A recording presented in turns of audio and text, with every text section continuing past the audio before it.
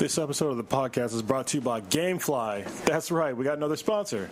GameFly has over 8,000 new releases of classics available for pretty much every single console available. This is basically the best deal if you're a gamer on a budget. For a low monthly fee, they will send you a game basically to rent, and then when you're done playing it, you send it back and they'll send you another one, whatever's on your list. And there's never any late fees as long as you're obviously paying for the service. It works out pretty great. You can also get Blu-rays and DVDs on there as well. So I would highly recommend it if you play one game at a time. And I think they also have other types of deals where you can get more than one at a time. So it's pretty sweet. And if you go to gameflyoffer.com/BThenBTI, you will get a free 30-day trial. So it's pretty sweet. You get to try it for free. So once again, it's gameflyoffer.com/BThenBTI. And now, on with the show.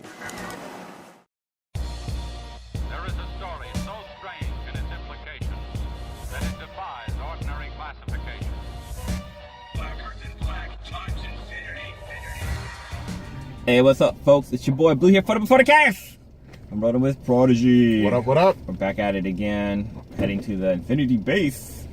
I'm gonna drop this fire. Yeah, we weren't actually going to be casting tonight, but change of plans. Change of plans, so we're back to the regular plan, which is casting on a Wednesday night. So did we tweet out that we're gonna be changing? We will do that once we get to the studio. That's mad fucking people. Exactly. So thanks for anybody who's joining us tonight. I know we've given out some misinformation, but we're back. Yeah. We're gonna do our dankness tonight, as always. And we're still planning out our Centennial episode? Yes, that should be the following week. Yeah, we'll talk about that on the podcast. Absolutely. So you're gonna have to check that out.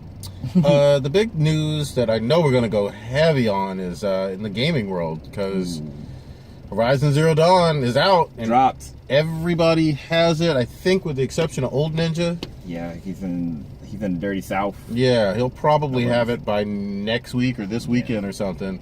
But it's a great game. Lives up to the hype. It does, and after being burned by so many games like recently, it's good and refreshing to have a really good title to play with, and I'm loving every moment of it. What's funny to me is this is like a Sony exclusive or PS4 exclusive, and it's from Guerrilla Games or whatever, who did Killzone. And this is so drastically different from any Killzone game. You know what I mean? Yeah.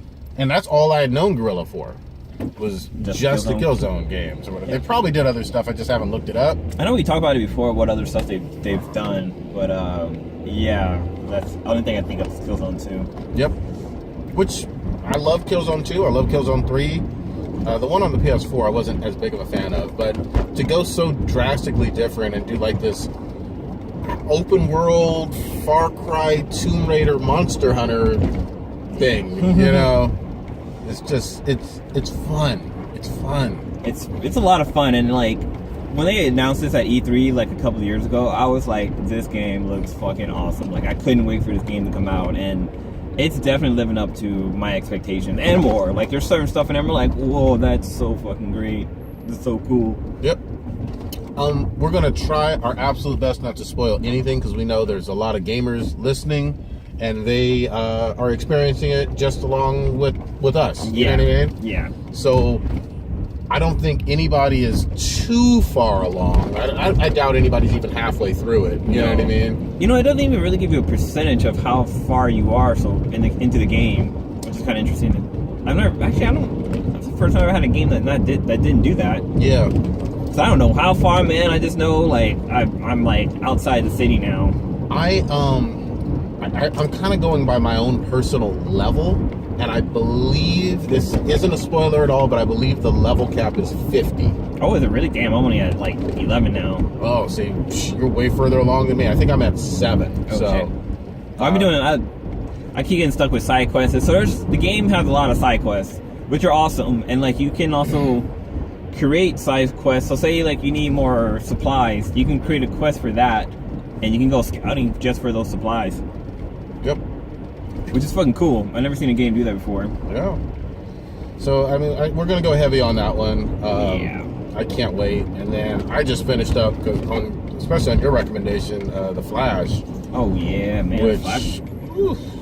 Man. Irish constantly reminding you she's that black girl magic boy. Yeah, she bad as hell. She came down them stairs and I like that, just that top.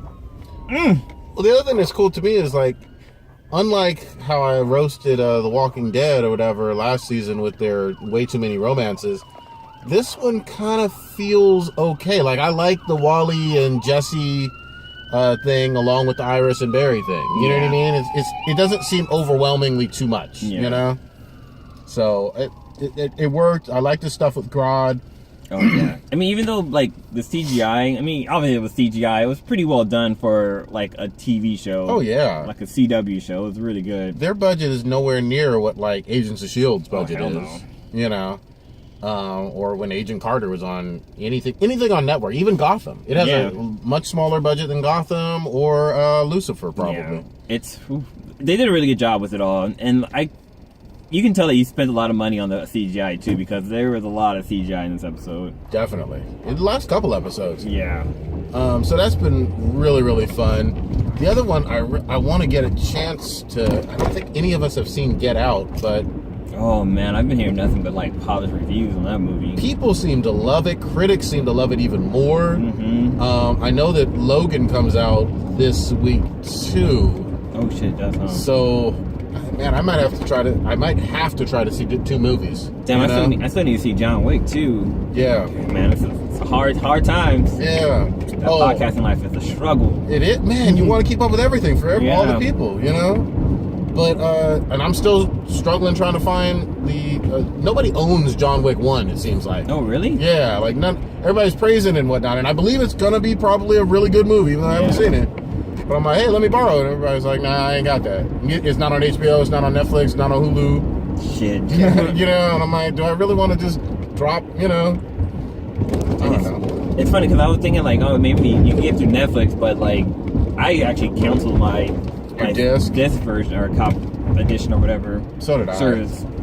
I had a disc for, like, maybe a good year and a half. Yeah, that's I was like, no, I didn't cancel this. I'm barely watching any movies, so. Yeah. Everything I do is streaming. I used to be so good with that. Me too. Man, I used to, like, have, like, the mail schedule worked out so that I could get 3 or 4 movies in a week, you know? Yeah. Back when I was single, like, I had my little studio apartment, man, I used to be able to get a DVD a day. Yeah. And that's when I learned that they start throttling you, so I try to get at least 30 movies in a month. But yeah, they start slowing you down. It's hard to do. Because what they would do is, like, obviously Sunday they wouldn't deliver anything, but they'd kind of use that mailing day to, like, say, oh, it says it'll come on Monday, but it'll actually come on Tuesday or Wednesday. Yeah, it kind of sucked. But, yeah, I love the Watch Instantly features, and there's a whole bunch of Watch Instantly on Netflix that I still got to catch up with, but... Yeah. Too little time, too little fucking time. I know, like, the Sweetness sisters started watching Orange is the New Black. So, wow. I'll come home and they're in the room just watching. I'm like, fuck, I can't use my... Like, last night when I came home with Horizon Zero Dawn, like, I came home, they were watching the TV. I'm like, fuck, I can't play my PlayStation 4 because they're using the TV. Yep. And, like, I tried to set up my my laptop to connect to my PS4 so I can play it through there. Yeah. But freaking Sony's network was down, so I couldn't connect. I was like, you bastards. Yeah. Yeah, I could see, like, literally just wanting to spend 10 hours plus per day until you beat this one. And I don't think the campaign is so massively long like a Japanese RPG or something like that.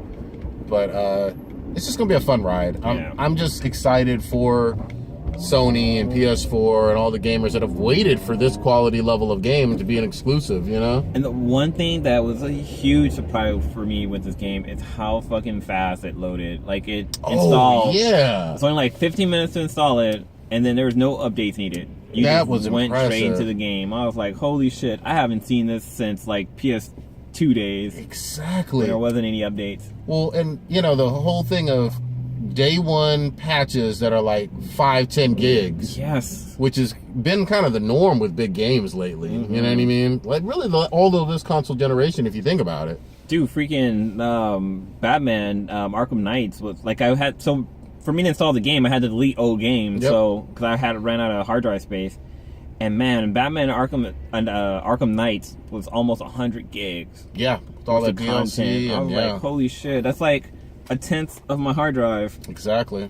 That was such a good game, though, man. I just finished that last weekend. Oh shit, it's such a good game. I'm not. Yeah, there ain't no fucking spoilers with it being that old, but so when I finally beat that game, I didn't realize that Deathstroke was going to be the Arkham Knight, basically. No, or the Arkham General or whatever. The second one, that was fucking cool. So I'm not quite past, what's it called, Nightfall mode or where Nightmare mode, whatever. Yeah, where the whole fucking city's covered in like the gas.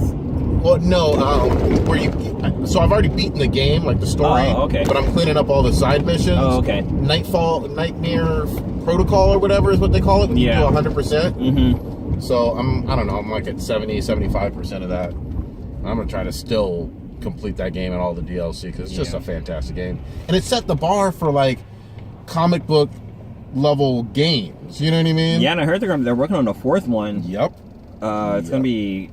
It's not Origins, it's something. It's Arkham something. Yeah, it's supposed to take place a year after Batman becomes Batman. I'm all the way down with it.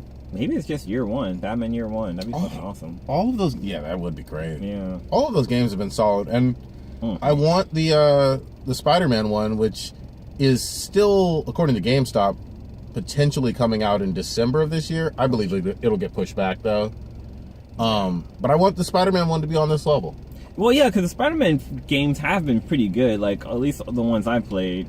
Like, the one that were, like, based off the movie were really good. And then, like, Shadow of Deception and all those other ones, those were all really good, so... It's just been a while, you know? It's been a while. Because, I mean, I could use something, again, on the PS4 that has that true open-world feel, and then all of the Spidey villains like this Arkham Knight did for Batman, you know? So hopefully they do that, and then whatever Avengers game that they're working on with Square Enix that we talked about. Oh, that's right, yeah. And they had like a little teaser trailer for that. Yeah, I mean, look, if you give me the ability to play as Iron Man, Hulk, Thor, or Captain America, that's plenty good enough, you know? Hope it's not like, I know Odinja likes that one Marvel Ultimate Alliance, which is a cool game, but it's like a top-down view. Yeah, I need to be able to like control my players. Yeah, smashing buttons.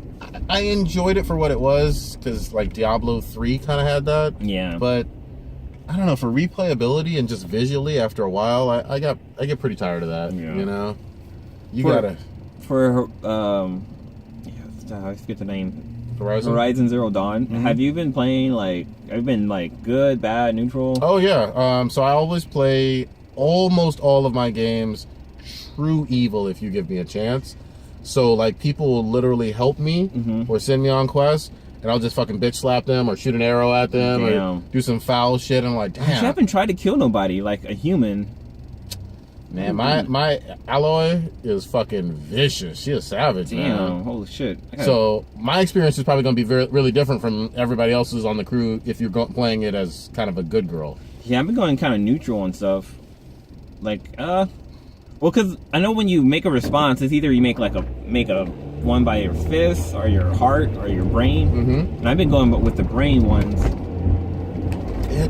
For me, it just didn't feel right. You know, but everybody has their own personal connection. Yeah. But I'm like, I'm an outcast already, goddamn it. Yeah, you fuck your couch. Yeah, you ain't gonna throw no rocks at me.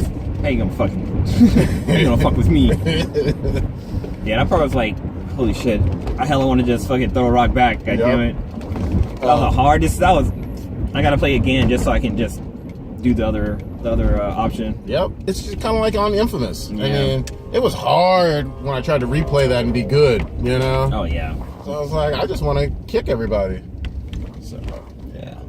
All right, folks, we're rolling up on the Infinity Base. Thank you for watching. If you enjoyed what you saw, make sure to smash and hit that like button.